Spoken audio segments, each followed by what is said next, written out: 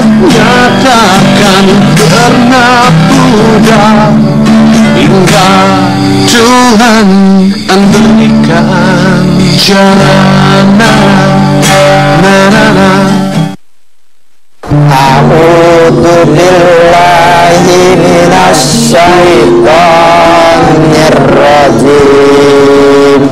Bismillahirrahmanirrahim. Alif lam mim. Dzalikal kitabul la raiba fihi. Subuh sudah tiba. Sebagian besar warga mungkin baru saja bangun dari tidur lelapnya. Namun tidak demikian halnya dengan Dahyani. Ia sudah sibuk belajar sedari subuh. Dahyani sudah asik menimba ilmu di masjid, belajar membaca Al-Quran dengan benar sebagai bekal amal di hari akhir. Wa ulaika humul muflihun. Sekilas tak ada yang berbeda dari fisik Dahyani. Kesungguhannya untuk belajar dan menjalani hidup memang tak berbeda dengan manusia normal lainnya. Namun remaja berusia 16 tahun ini sebenarnya harus berjuang lebih keras agar bisa hidup normal seperti teman seusianya.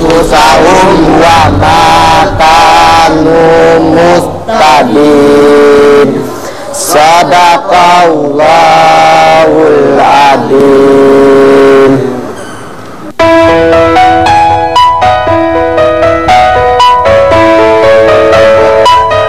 Usai mengaji, Dahyani tak lantas berhenti menimba ilmu. Pagi ini, ia harus menjemput mimpi dengan terus bersekolah di Madrasah Sanawiyah. Tak ada makanan untuk sarapan, bahkan tak ada air untuk diminum, sekedar mengisi perut yang kosong. Dahyani tahu, di rumah ini tak ada bahan bakar untuk memasak air ataupun makanan.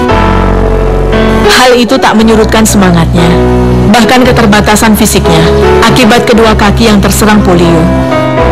Semuanya tak pernah menghalangi niatnya untuk belajar di sekolah.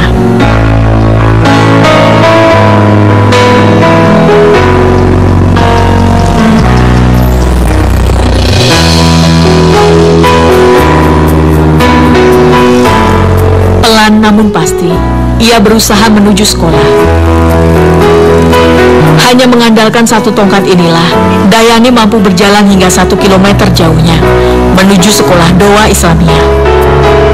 Sebenarnya Dahyani tak punya uang untuk melanjutkan sekolah ke Madrasah Sanawiyah. Sejak lahir ke dunia, Dahyani hanya hidup bersama sang nenek yang renta. Tak ada pekerjaan tetap yang bisa mereka lakukan. Sudah pasti, tak ada uang di tangan untuk membayar keperluan sekolahnya pula. Namun Dahyani tak pernah menyerah. Ia terus berdoa dan berharap, hingga akhirnya seorang dermawan membantunya masuk ke sekolah Sanawiyah ini. Gak punya uang dan gak punya apapun. Kalau tidak ada haji ababul, tidak sekolah saya mau.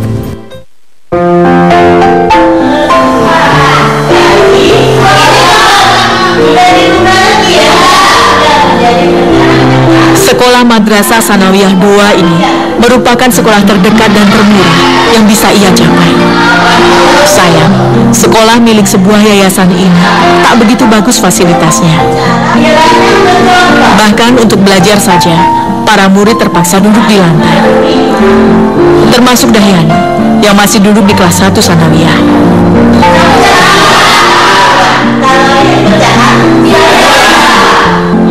Sama seperti Dahyani, kebanyakan anak yang bersekolah di tempat ini berasal dari kalangan yang kurang mampu.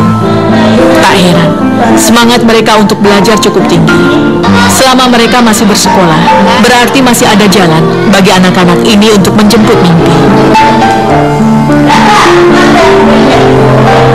Sekolah ini meskipun tidak bagus, bahkan bangku saja tidak punya, tapi orang-orang seperti Dahyani yang tidak mampu bisa sekolah di sini.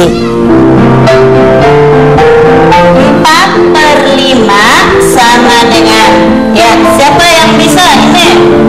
Saya, Bu. Ya silakan.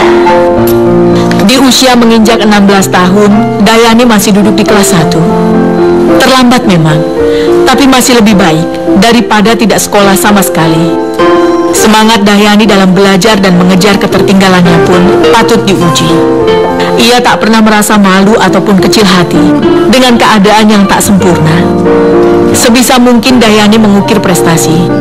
Baginya ia akan terus mencoba hidup seperti manusia normal lainnya.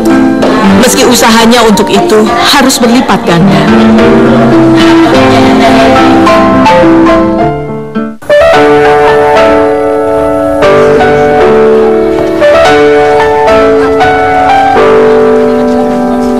Keceriaan tak pernah hilang dari wajah Dahyani jika berada di sekolah.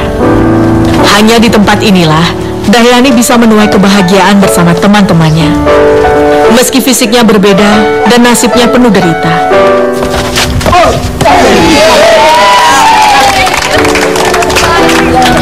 Sejenak Dahyani bisa melupakan beban hidup yang masih harus ia pikul demi kelangsungan dirinya dan sang nenek. Rasa bahagia ini ia nikmati sebisanya, karena memang tak akan berlangsung lama.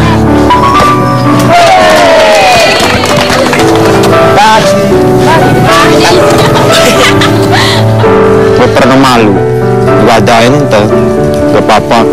Iya bener, betul, nggak si Kelor bisa melaku, betul. Nggak punya bapak, betul. Tinggal berdua, nggak pernah malu lah. Kalau malu mah yakin.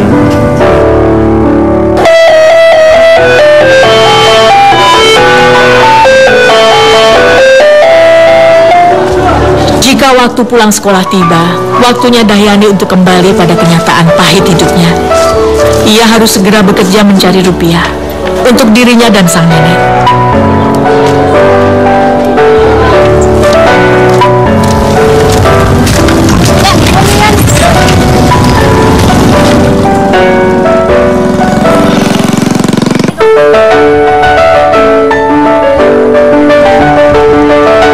Warga desa Wanayasa, Kecamatan Pontang ini, sebagian besar hidup bergantung pada hasil laut. Kaum lelakinya biasa menjadi nelayan, sementara para wanitanya hidup dari mengolah hasil laut yang dibawa pulang. Lokasi desa yang berada di pinggir sungai memudahkan akses warga untuk langsung bekerja mengolah hasil laut yang sebagian besar berupa kerang-kerangan. Kerang-kerangan ini mereka olah untuk kemudian dikirim ke daerah lain. Sepintas, hal ini terdengar layaknya sebuah pekerjaan yang menjanjikan. Namun sebaliknya, penghasilan yang mereka terima bahkan terkadang tak cukup untuk makan sehari-hari. Karenanya sebagian besar warga Kecamatan Pontang hidup sebagai penduduk ekonomi lemah.